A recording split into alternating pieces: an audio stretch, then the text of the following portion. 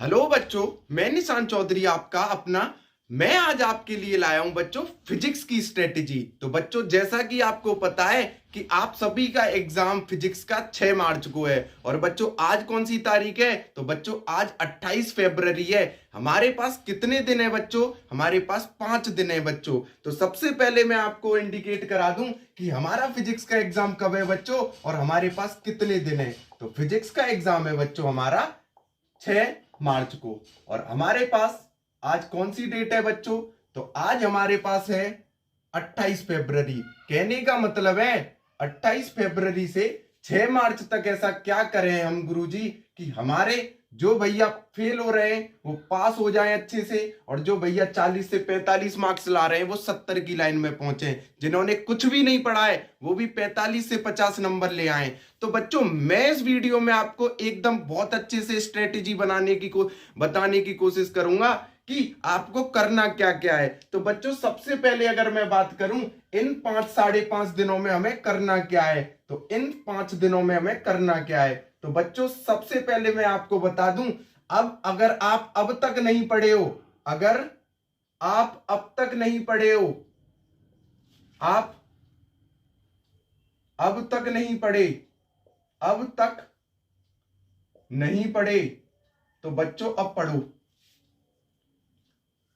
अब पढ़ना पड़ेगा। क्यों पढ़ना पड़ेगा? और बच्चों, कम से कम हर दिन 8 घंटे पढ़ना पड़ेगा। अगर पर डे 8 घंटे पढ़ते हो ना बच्चों, अब भी 5 दिन है, 8 पंच 40, 40 घंटे आप पढ़ चुके होंगे। और 40 घंटे समझ सकते हो आप अगर पढ़ लिए, तो मुझे नहीं लगता कि आपको 70 मार्क्स लाने से भी कोई रोक दे।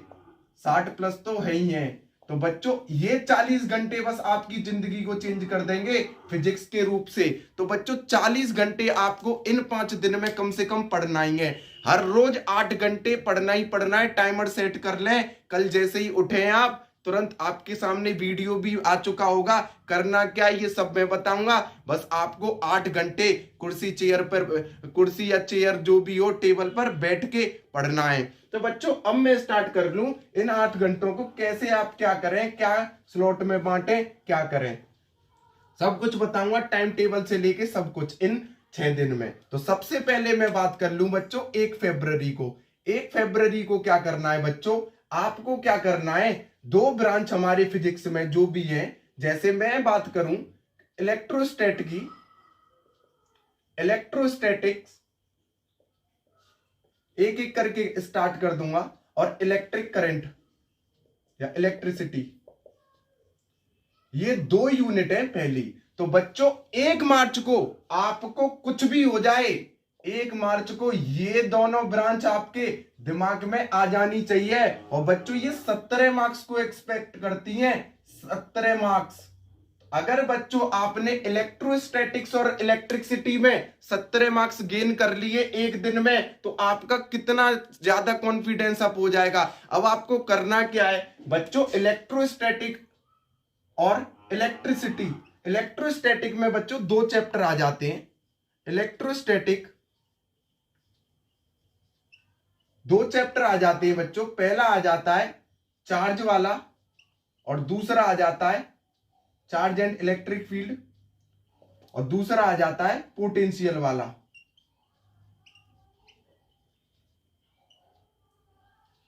बच्चों, charge and electric field and potential और इलेक्ट्रिसिटी में इलेक्ट्रिक करंट का चैप्टर आ जाता है। बच्चों, इन तीनों चैप्टरों में लगभग 8 से 10 डेरिवेशन है। कौन कौन से डेरिवेशन है गुरुजी? तो सबसे पहले अगर मैं बात करूं तो करना कहां से है, तो सबसे पहले आपको याद रखना है इसमें डाइपोल वाला डेरिवेशन है एक्सियल पॉइंट पर, इक्वेटोरियल पॉइंट पर, इन सब को। तो सबसे पहले चार्ज, इलेक्ट्रोस्टैटिक और इलेक्ट्रिसिटी के जो 17 मार्क्स हैं, इनमें कम से कम 8 से 10 तो डेरिवेशन है बच्चों। उसकी भी लिस्ट में बनवा दूंगा। 8 to 10 डेरिवेशन है, इनको करना है अच्छे से। डेरिवेशन 2-2 3-3 बार आपको इनको ट्राई करना है। 1 मार्च का आपको टाइम दिया इसको करने के लिए। 1 मार्च को आपको ये कर लेना है 8 से 10 डेरिवेटिव, और पक्का कह रहा हूं बच्चों 2 डेरिवेटिव आपकी झोली में जरूर गिर जाएंगे यहां से, इतना मैं कह रहा हूं। आगे क्या करना है आपको, जितने भी फॉर्मूले हैं बच्चों, जितने भी फॉर्मूले हैं इन तीनों चैप्टरों में बाय टिप्स अगर आप याद कर लोगे तो यहां से न्यूमेरिकल भी 6 मार्क्स, पूरी फिजिक्स में 10 से 12 नंबर के न्यूमेरिकल आते हैं बच्चों, 6 मार्क्स के न्यूमेरिकल यहां से बन जाएंगे। जैसे आई और वीडी में क्या रिलेशन है, मोबिलिटी के रिलेशन क्या है, ड्रिफ्ट वेलोसिटी क्या है, इन सब के numerical, put the value get the answer, resistance पर न्यूमेरिकल बन सकता है, इलेक्ट्रिक फील्ड इंटेंसिटी पर क्वेश्चन बन सकता है, सुपरपोजिशन प्रिंसिपल को बढ़ा देगा कुलम्स लॉ के साथ। तो बच्चों इन सब चीजों पर आपके क्वेश्चन बनने ही बनने हैं। तो बच्चों मैं वो अलग बता दूंगा आपको कि कैसे क्या करना है। तो मैंने बताया 1 मार्च को आपको क्या करना है, पहली और दूसरी यूनिट, ये 17 मार्क्स आपको कैप्चर करने हैं, तो यहीं से आप लगभग लगभग पास हो जाओगे। तो बच्चों इसमें करना क्या है, मेनली आपको फोकस रखना है डेरिवेशन पर। 8 से 10 जितने भी डेरिवेटिव हैं उनको एक पेज कॉपी पेन लेना है और उन पे धड़ाधड़ 2-2 3-3 बार प्रैक्टिस करनी है। देन इसके बाद आपको क्या करना है, फॉर्मूले भी लिखने हैं, फॉर्मूले एक पेज पर लिखना है और उनको 2-2 3-3 बार। इतना सिंपल क्वेश्चन बनेगा कि आपको सिंपल ही क्या होगा, put the value get the answer मिलेगा बच्चों।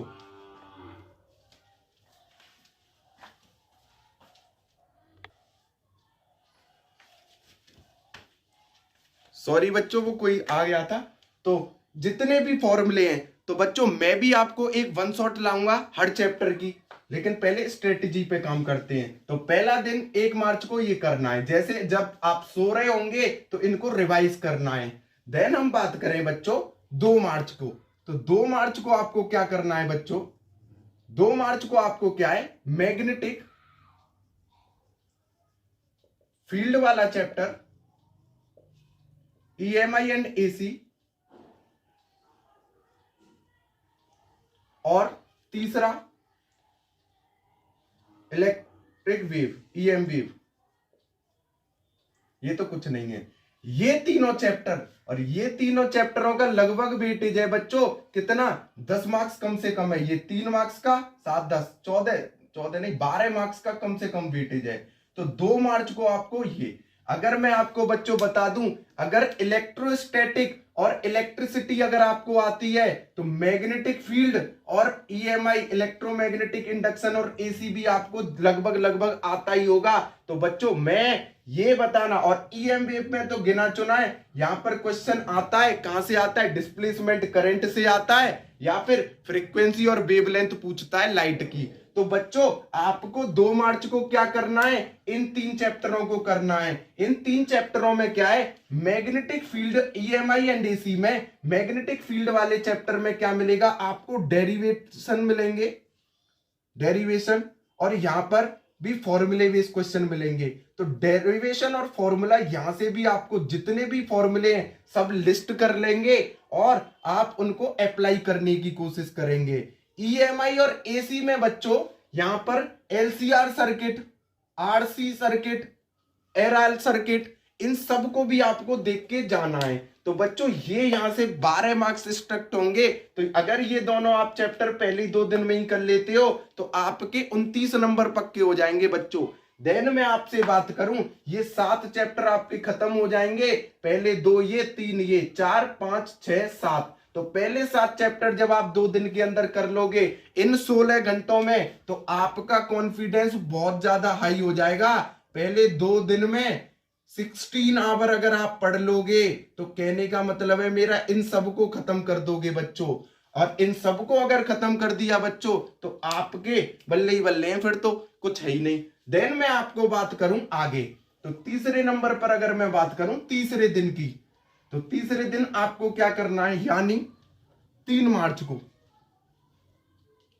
तो 3 मार्च को बच्चों क्या करना है, आपको कुछ नहीं करना, सिर्फ और सिर्फ ऑप्टिक्स।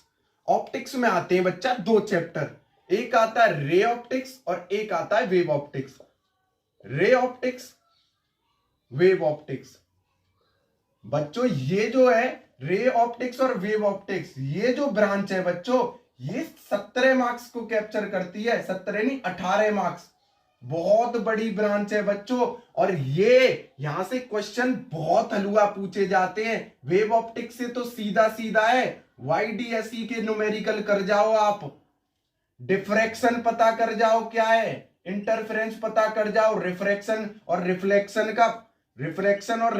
का डेरिवेशन पता कर जाओ, बस इसी में काम हो जाएगा। रेयर फ्रैक्शन का डिफरेंस पता कर जाओ, रे ऑप्टिक्स की। और हाइजन प्रिंसिपल भी दिमाग में डालना है, हाइजन प्रिंसिपल। रे ऑप्टिक्स की अगर मैं बात करूं बच्चों, यहां पर आपको क्या है, स्पेरिकल मिरर के फॉर्मूले, स्पेरिकल मिरर क्या होता है, यहां पर डेरिवेशन, लेंसेज, कॉनकेव, कॉन्वेक्स, 6 की 6 कंडीशन कौन सी कहां पर क्या होगी, अगर फार होगा तो कहां इमेज बनेगी, क्या कंडीशन होगी, रियल एंड वर्चुअल क्या होता है, रेक्ट। बिल्कुल कॉन्सेप्चुअल चैप्टर है। और एक हकीकत बता दूं आपको, अगर आप इन 18 नंबरों को पढ़ते भी नहीं हो ना, तब भी आप कम से कम 4 या 5 नंबर लेके आ जाओगे। आप कहोगे क्या मजाक कर रहे हो गुरुजी, आप सभी ने 9th या 10th क्लास में ऑप्टिक्स पढ़ा है, लेंसेज वाला चैप्टर, उसी के फॉर्मूले आदे तो बस कुछ नहीं है, टैक्टिक्स करना है। अगर आप क्या मिरर कर लेते हो तो लेंस में तो आपको कुछ करना ही नहीं है, खत्म बच्चों। फोकल लेंथ क्या होती है, कुछ टर्म है बस, उनको देखना है। और सभी से मैं कह रहा हूं, मेरी वीडियो भी आना स्टार्ट हो जाएंगी, हर एक ब्लाइंडली फॉलो करो और आपके नंबरों को काटने से कोई नहीं रोक सकता। तो इसमें भी क्या करना है बच्चों, आपको जितने भी डेरिवेशन है, पहले सारे डेरिवेशन कम से कम 6 से 7 डेरिवेशन होंगे, अगर दोनों को मिला दूं तो 10 डेरिवेशन यहां भी होंगे बच्चों। तो डेरिवेशन आपको ब्लाइंडली करने हैं और जितने भी फॉर्मूले एक सीट में बच्चों लिखना है और उनको बारी बारी से अच्छे से बार बार लिखना है, 2-2 3 बार। तो ये 8 घंटे के अंदर ये करोगे आप। 3 मार्च को क्या करोगे आप, 18 मार्क्स और गेन करोगे बच्चों यहां से अच्छे से। अब अगर मैं बात करूं बच्चों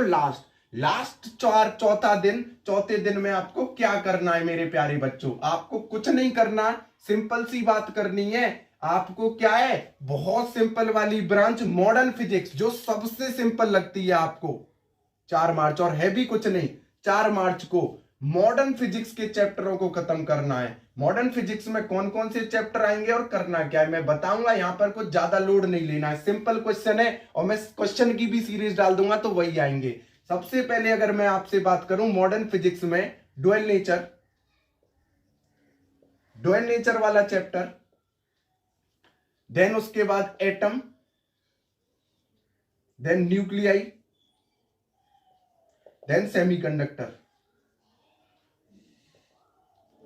यहां से कॉन्सेप्चुअल क्लियरिटी पे क्वेश्चन पूछा जाएगा बच्चों। ड्यूअल नेचर में याद रखना, पार्टिकल नेचर का, वेव नेचर का एक्सप्लेनेशन हटाई दिया है। जो न्यूटन्स का आइंस्टीन फोटो इलेक्ट्रिक इफेक्ट है, वहां से उस फॉर्मूले को याद रखना, स्टॉपिंग पोटेंशियल से आपका काम बन जाएगा। बस इतना करना है आपको, केबल और केबल। एटम में क्या करना है आपको, एटम में आपको 3 फॉर्मूले याद रखने हैं,